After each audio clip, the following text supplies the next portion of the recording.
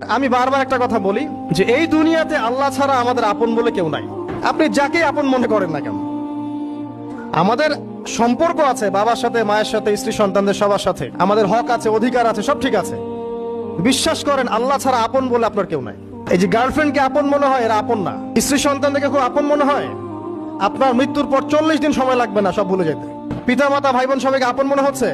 পিতা মাতার স্থান বাবা মার পরে, আল্লাহ রসুলের পরে, সেটা ঠিক আছে। তো আপন আল্লাহ ছাড়া তারা নন। আপনি তাদের মনোপুত ভাবে নিজে প্রতিষ্ঠিত হতে পারবেন না, তারা আপনাকে চিনবে না। বলবো সারাটা জীবন তোর পিছনে এত টাকা ঢাললাম, কি করলি? কিচ্ছু করতে পারলি না।